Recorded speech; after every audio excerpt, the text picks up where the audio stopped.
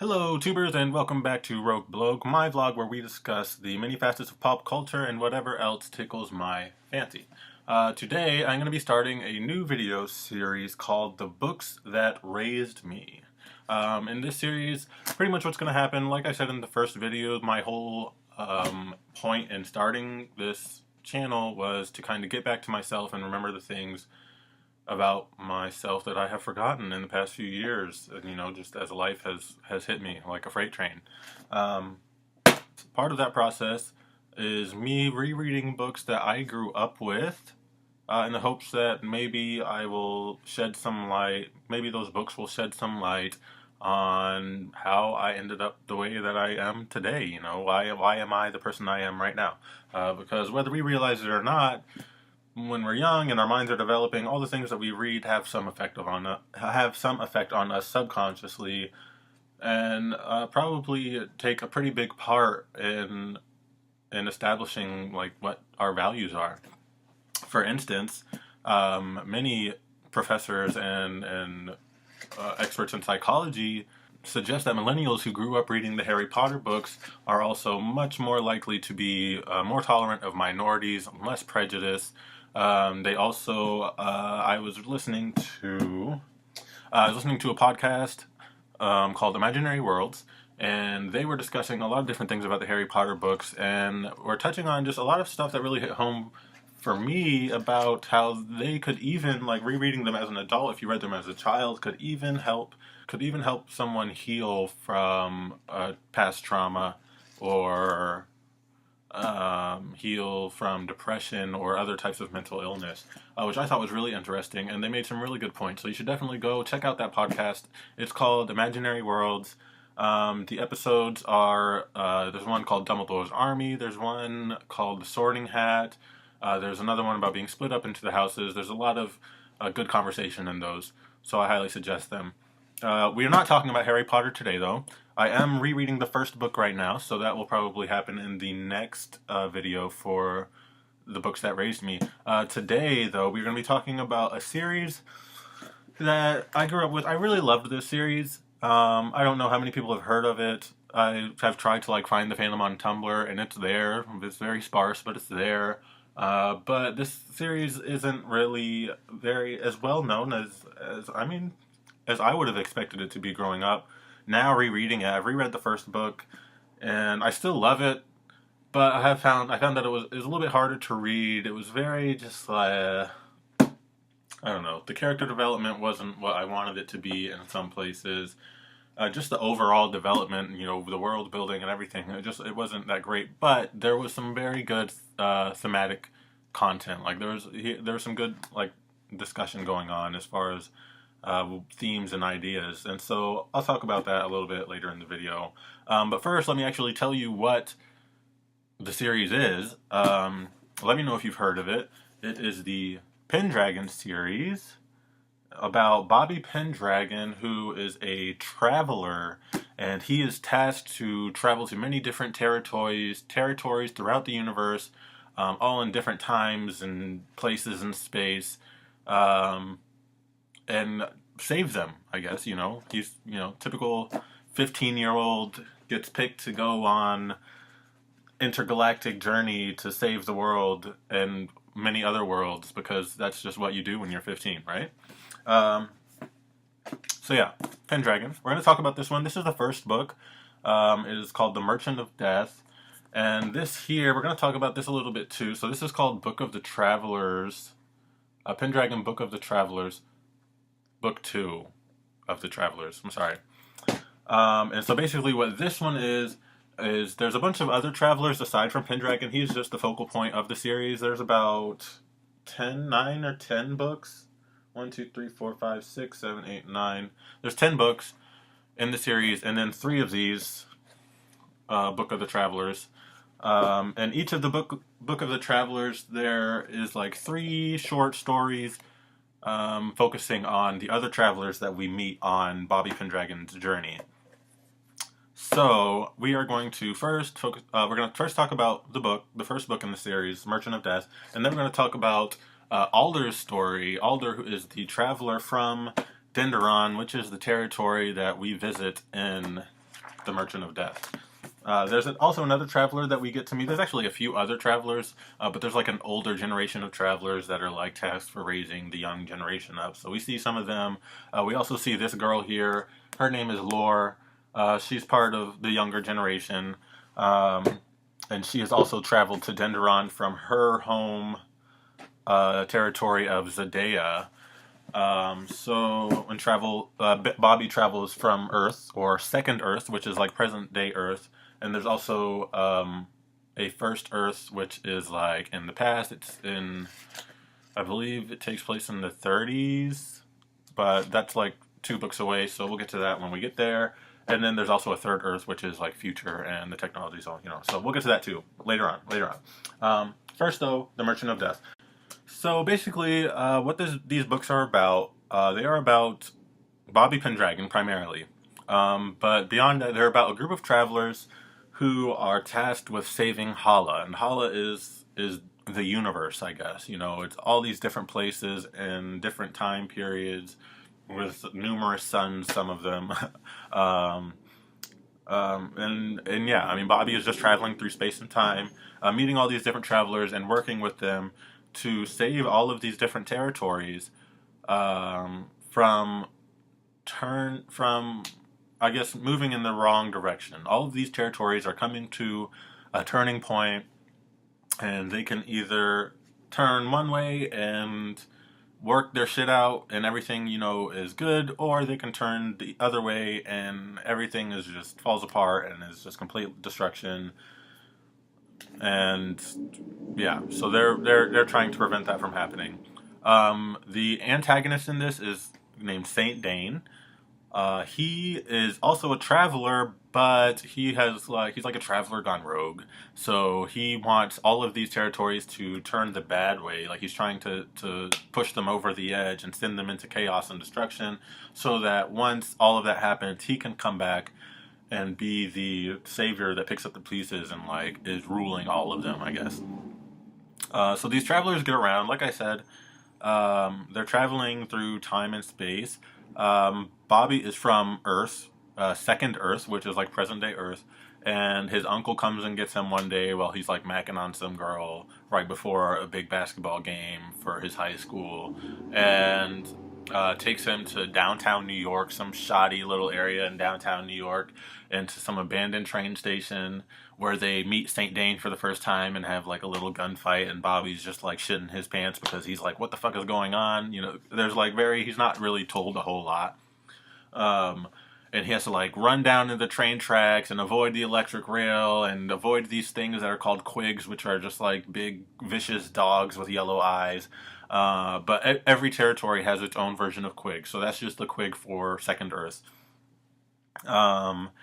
And he finds this door that his uncle tells him to find with the star on it, and just before the quigs bite his ass, he jumps inside, and there's this big-ass tunnel. And his uncle has told him to get inside the door, and while he has this gunfight, his uncle is still, like, shooting it out with Saint Dane.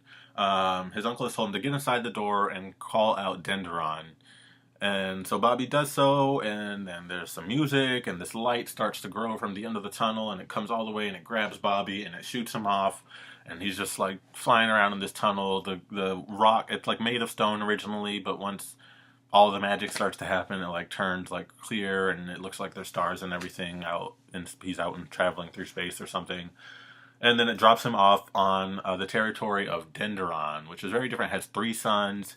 The quigs here are like these giant bear animals with big yellow spikes on their back or something, and they like live in the snow, like literally just like he walks out from this cave on a mountain and all he sees is the big spikes sticking out of the snow. And I guess when they wake up, they like come up out of the snow, and yeah. So but quigs, what quigs are is basically they're supposed to like protect the gates, protect the flume, prevent travelers from getting there. I don't know, they're always there near the tunnel. So yeah. So Bobby gets here. Denderon is nearing its turning point, and this is the deal. There are 3 tribes that we meet in this book, though there's apparently many other tribes all over the planet of Denderon. We just don't they don't mean anything to us. The turning point of Denderon has everything to do with these three tribes. There's the Nova tribe, which we don't really know or learn much about. They don't speak. They're just kind of like pale-faced, and they are subservient to the Bedouin, I guess willingly. They don't say anything. The Bedouin tribe are like the 1%. They're these lazy fat fucks who just kind of sit on their ass and live off of the resources that the Malago tribe harvest and mine for them. So basically what happens is the Malago are forced into the mines by the Bedouin, who apparently can't go into the mines because if they go into the mines then they will die instantly. The Malago are forced into these mines, and they have to harvest this resource called glaze, which is like a blue precious stone, I guess. And there's like a transfer ceremony every week or whatever, where someone from the Bedouin palace, I guess, comes, and someone from the Malago village is chosen to step on a scale, and they have to have mined enough glaze to outweigh the person standing on the scale. So and if that doesn't happen, then the person who is on the scale is put to death, like shoved into the mine, and they fall to their death to the bottom of the mine, which is pretty fucking brutal. So basically, the Bedouin are assholes. They're rich, privileged, just bloodthirsty assholes. Criminals from the Malago are like taken to this like Coliseum type thing where quigs are unleashed, and the Malago have to like fight them hopelessly because the quig always wins. Obviously, it's like this big massive bear, like, and these guys are given like a stick to fight it with. And all of the Bedouin and all of the Novans and even the Malago, like even the Malago villagers are forced to come and watch this, and they all just sit in the stadium and watch this person just be eaten alive by this beast. So, like I said, the Bedouin are savages and they're assholes, and their leader, the Queen Kagan or Kagan, or I don't know, however you pronounce it, who her father was like, died of some illness or something like that. She just like sits at the top and like is like giddy, like she's just gleefully eating her food. She's just some fat bitch who acts like a child, I guess, and her advisor is the one that is making all the decisions. Her advisor is really just Saint Dane undercover. But, I mean, that's revealed pretty early in the book. I don't want to spoil too much. But that's like the dynamic of the relationship between these tribes. So the turning point here is the Malago are planning a revolt against the Bedouin, and their self-esteem is fairly low. They obviously don't really think that they stand much of a chance, but they might, because down in the mines, little do the Bedouin know, because they never go down there, but down in the mines, not only is there glaze, but there's another resource known as tack. And tack is like this clay-like substance that, I guess, just with very little pressure or with an electric charge, acts like a bomb. And not just a bomb, but kind of like napalm, like it sets shit on fire too when it explodes. So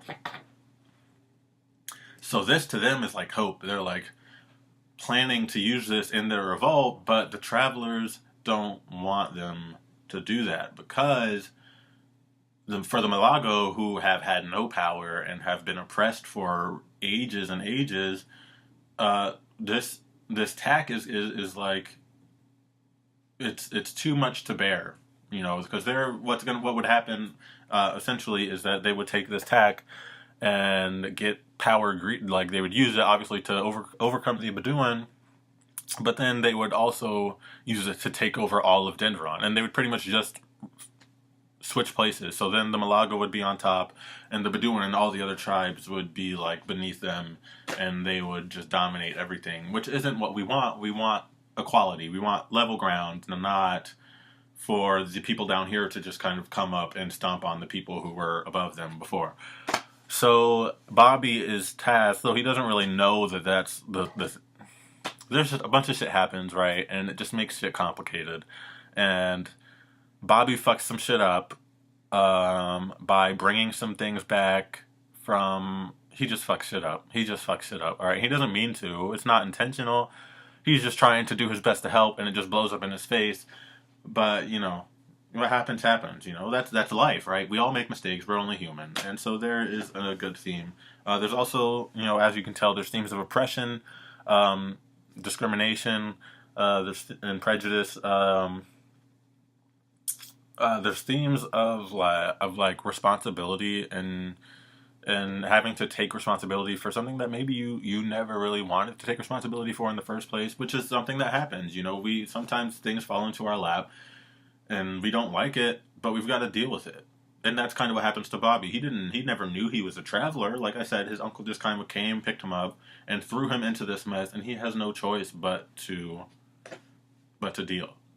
There's a lot of this like world building and universe building things that DJ McHale, he just doesn't like explain well enough, and like everything is it's just the way it's meant to be, which is something that is repeated often in the book.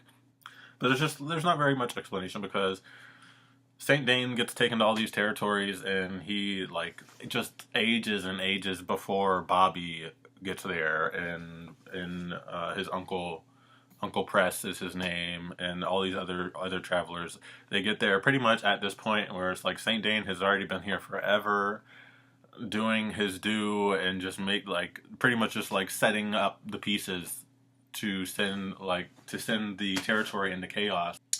And they get there like pretty much right at the last possible minute, and they have to just kind of like rush to save the day, which I think it's like kind of unreal. I mean, I wouldn't say it's unrealistic, because obviously this doesn't take place in reality, but I would just say it's not really fair. You know, I think why if they're supposed to get there at the perfect time, right when they're needed, then why aren't they there before Saint Dane has set up all of this madness? You know, why aren't they there right when he gets there and have more time to stop him? Who knows? But I guess then the book wouldn't be exciting, because then, you know, there's no that gut-wrenching feeling like, oh my god, they might fail, which, I mean, there's a lot of in this series. Another problem I have, when I say that the character development wasn't really on point, I guess what I mean is that just with some of the side characters, for instance, Alder doesn't appear very much in the entire series. I'm not even sure he comes back outside of this book. And what I don't really understand about that is that, yes, Bobby is the star of the series. He is our focus point the entire way through. But he's not the only traveler tasked with saving all of these territories, but he is the only traveler that does go to each and every single one to do his due and save the day. And I'm just like, well, why don't these travelers travel with him more? I mean, it does happen sometimes, but usually it's like, okay, Bobby helps them with save their territory, and then they stay behind and make sure everything goes okay. Which is, you know, I understand that needs to be done, but there's also leaders on the territory that can make sure that happens. And if they really need to make sure things are okay, the Flume is always going to drop them off right when they need to be dropped off, so they could leave and then come back, and they're still just going to be right where they need to be anyway. And right? I mean, that's how it's supposed to work. I mean, that's just my issue. But I mean, I do suggest, you know, despite the character development and the plot holes in this book, I do suggest that you check the series out, because in the later books it does get better. I remember, and I think that just goes with any writer who starts a series, especially when it's going to be this long. You know, the first couple of books are going to be a little, you know, unless they've planned out the entire thing, like beginning to end before they start writing, there's going to be a little bit, you know, there's going to be some plot holes. It's going to be lacking a little bit in the beginning, and then it'll get better. And then also just because that's how the writing process works. You get better over time, and you get better by writing and writing and writing and writing and writing some more. So I would still say it's worth checking out. Even if you don't check it out, you know, maybe get it for your kids. They can check it out. So yeah, that's that. On to Book 2 of the Travelers. So like I said, there's 3 different stories in here, each focusing on different travelers. These two are from different books. This right here is Alder. I only read Alder's story in this book. I didn't just read the whole thing. So we'll come back to this in other videos in this series as well. But this really was kind of disappointing, because these books were not written or maybe they were written and he just took them, and I don't know. These did not come out until after the series was complete. And so I expected, since, you know, the books get better as this in the core series as you go on, I expected that this would be decent. But still, reading all their story, there's so many plot holes. There's so much development in here, and things that are mentioned in here and Alder's background that aren't in the book at all.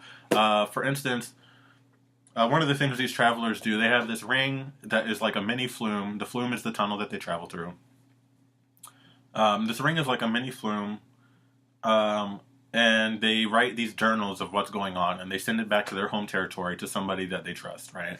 So Bobby has his 2 best friends that he sends them to. In here, it doesn't say clear as day that the character mentioned, what is his name?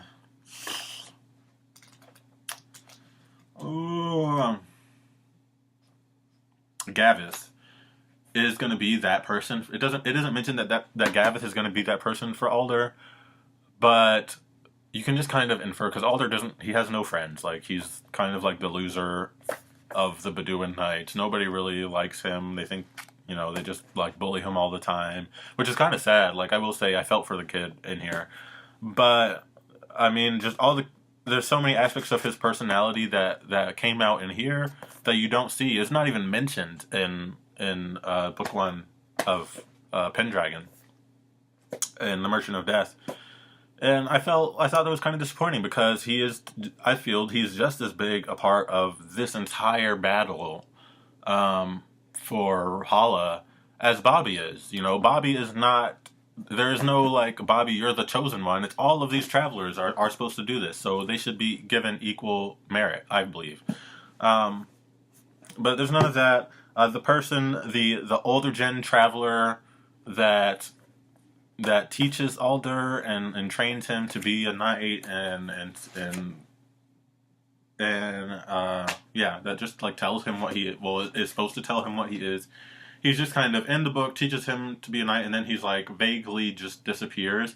And that was another thing, like Saint Dane like comes at the end, and he's like talking to Alder about how he's watching him, and not like in a bad way. He's like trying to influence him to come and join his side, but Alder doesn't really know who Saint Dane is at the time.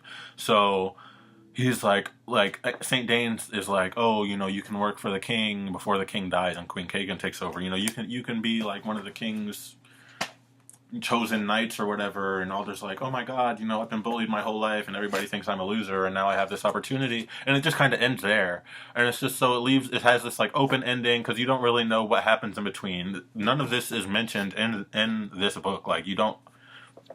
Alder's just a guy. He's just a guy. He's just another traveler on Denderon, and he's like a plot point, pretty much. He's just plot.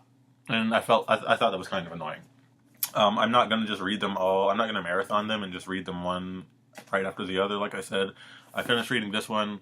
I'm switching over to the first Harry Potter book now, and then maybe I'll come back to this, or I might pick something different that I read growing up, another series. But either way, stay tuned. I mean, I don't know, check out these books. So that is all for this video, guys. If you haven't already, please go ahead and check out some of my previous videos. There's just a welcome to Rogue Blogue video, and then there is also an analysis and breakdown of Justin Timberlake's Filthy song and music video, if you're interested in that.